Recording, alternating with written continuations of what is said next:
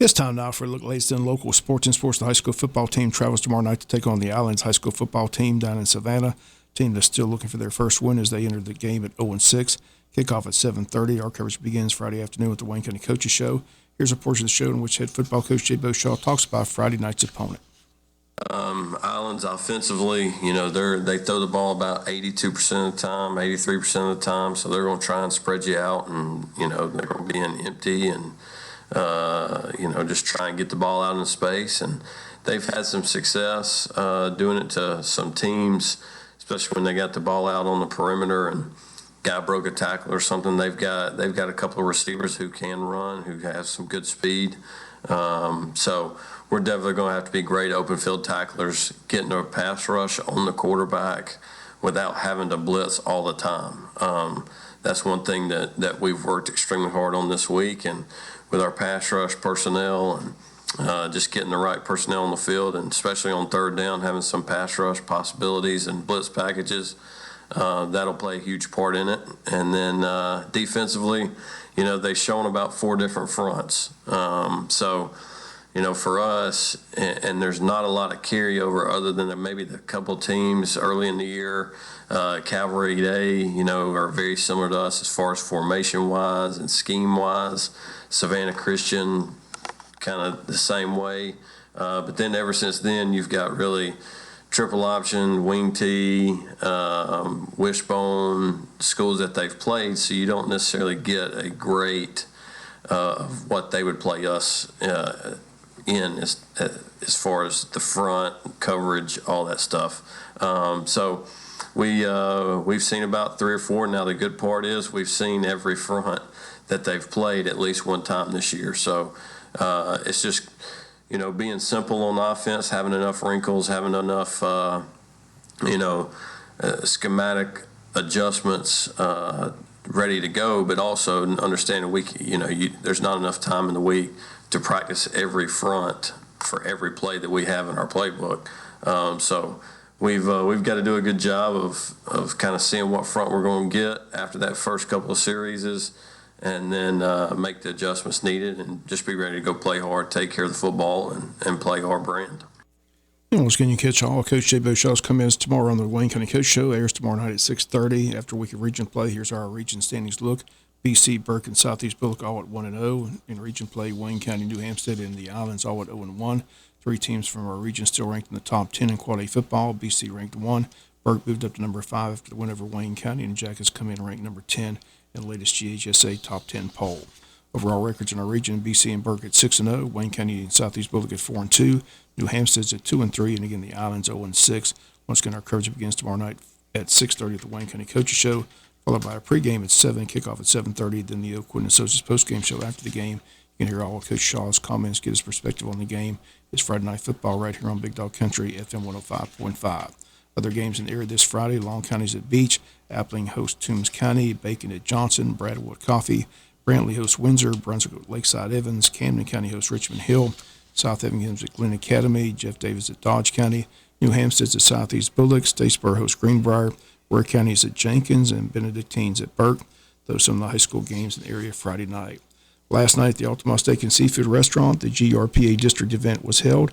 Rec departments from all across the state in time for the event. Several awards were handed out, and Wayne County's Recreation Department was recognized as the District 2 Department of the Year. Here was the announcement last night. This is responsible for maintenance, upkeep, and mowing the grass for 11 baseball and softball fields, 2 football fields, 1 multi-purpose field, 9 soccer fields, 4 riverboat landings, 4 community centers, 5 parks with playground equipment, lake race, and 4 county buildings. Wayne County Recreation Department offers the following program: baseball, softball, basketball, football, cheerleading, tennis, soccer, golf, and track. Over last year, we had approximately 3,000 participants in our programs. We also hosted district tournaments in soccer, baseball, and softball. About every weekend during the season, our fields are rented for travel ball, baseball, and softball tournaments. We have listened to what our community needs are. We are stepping up once more. We have new plans for our upcoming spots to include swimming pool and community center. Wayne County Recreation Department helps out with the middle school and the high school sports. I let them use our fields for middle school baseball and softball programs, and last year we handled the concession stands for the high school baseball games.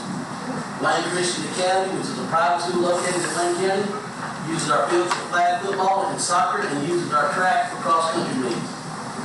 Our department has continued to grow to meet our community needs. The continued support of the county commissioners and numerous partnerships through the county, we have hoped to add and diversify the number of programs and activities we can offer through the recreation department. Our staff works very hard, often 6 days a week, to offer quality programs to citizens in Wayne County. A lot has been accomplished, but as we move ahead, we're striving to make Wayne County recreation great by improving our recreational activities and facilities. So tonight, the B class, 87 years, yeah. And after the announcer, we had a chance to talk with Recreation Director Lamar Speck Eccles. Rec Director Lamar Eccles, Wayne County Recreation Department 1 District of the Year, so congratulations. Thank you, Bob. I appreciate it. Like I said, a lot of hard work from me and my staff, and like I said, it's well recognized to the district and state, and it's an honor to get this award tonight from the district. So, how's it feel to get the award?